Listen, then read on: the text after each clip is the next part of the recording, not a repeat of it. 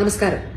രണ്ടാം പിണറായി വിജയൻ സർക്കാരിന്റെ ആദ്യ 3 വർഷ കാലയളവിൽ 4 സുപ്രധാന നിയമനിർമ്മാണങ്ങളാണ് ആരോഗ്യവകുപ്പ് നടത്തിയിട്ടുള്ളത്. ചില നിയമങ്ങളിൽ ഭേദഗതി വരുത്തുന്ന ബില്ലുകളും നിയമസഭയിൽ അവതരിപ്പിച്ച് ഈ കാലയളവിൽ പാസാക്കിയിട്ടുണ്ട്. 2023 കേരള പൊതുജനാരോഗ്യ ആക്ട് നമ്മുടെ പൊതുജനാരോഗ്യ സംവിധാനത്തിലെ ആരോഗ്യവകുപ്പിന്റെ സമീപനത്തെ വൺ ഹെൽത്ത്, അതായത് ഏകാരോഗ്യ സമീപനത്തിൽ അധിഷ്ഠിതമായി പുനർനിർണയിച്ച വളരെ സുപ്രധാനമായിട്ടുള്ളൊരു നിയമനിർമ്മാണമാണ്. ഇതിനു മുൻപ് കേരള സംസ്ഥാന രൂപീകരണ സമയത്തും കേരളത്തിൽ ഉണ്ടായിരുന്നത് 2 നിയമങ്ങളാണ് പൊതുജനാരോഗ്യവുമായി ബന്ധപ്പെട്ട്. ഒന്ന് തിരുവിതാംകൂർ കൊച്ചി ഭാഗത്തെ ഒരു നിയമം, മലബാർ മേഖലയ്ക്കായിട്ടുള്ള മറ്റൊരു നിയമം. ഇതിന് പകരം ഒരു ഏകീകൃത നിയമം സംസ്ഥാനത്ത് മുഴുവൻ എന്നുള്ളതും അതിലുമേറെ പ്രധാനപ്പെട്ടത് ഏകാരോഗ്യത്തിൽ അധിഷ്ഠിതമായി ഒരു നിയമനിർമ്മാണം എന്നുള്ളത് തന്നെയാണ്.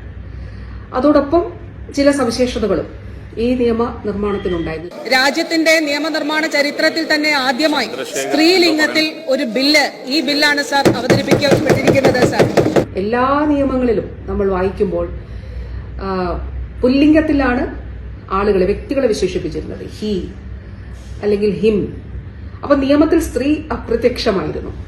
അവിടെയാണ് നിയമം സ്ത്രീലിംഗത്തിൽ എഴുതപ്പെട്ടത്. രാജ്യത്ത് ആദ്യമായിട്ടാണ് ഇത്. ഇതിന്റെ ഉള്ളടക്കം വളരെ പ്രധാനപ്പെട്ടതാണ്.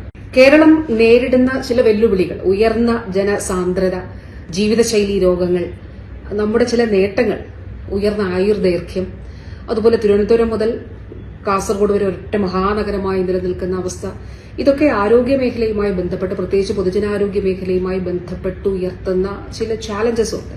അപ്പൊ അങ്ങനെയുള്ള വെല്ലുവിളികളെ അതിജീവിക്കുന്നതിനു വേണ്ടി, അതോടൊപ്പം നമ്മുടെ കാലാവസ്ഥയുമായിട്ട് ബന്ധപ്പെട്ടും, അതുപോലെ സൂണോട്ടിക് ഡിസീസസ്, ജന്തുക്കളിൽ നിന്നുള്ള രോഗങ്ങൾ, അവയുമായിട്ടൊക്കെ ബന്ധപ്പെട്ടിട്ട് കൃത്യമായ ഇടപെടലുകൾക്ക് പ്രാദേശികമായി മെഡിക്കൽ ഓഫീസേഴ്സിനെ, ആരോഗ്യ പ്രവർത്തകരെ അതിലിടപെടുന്നതിനു വേണ്ടിയും, അതോടൊപ്പം തന്നെ പഞ്ചായത്തുകളുടെ, തദ്ദേശ സ്ഥാപനങ്ങളുടെ സഹകരണത്തോടുകൂടി പൊതുജനാരോഗ്യ പ്രവർത്തനങ്ങൾ മുന്നോട്ട് കൊണ്ടുപോകുന്നതിനും ശക്തമായ അടിത്തറ പാകിയിട്ടുള്ളൊരു നിയമനിർമ്മാണമാണ് കേരളത്തിലെ 2023 പൊതുജനാരോഗ്യ ആക്ട്.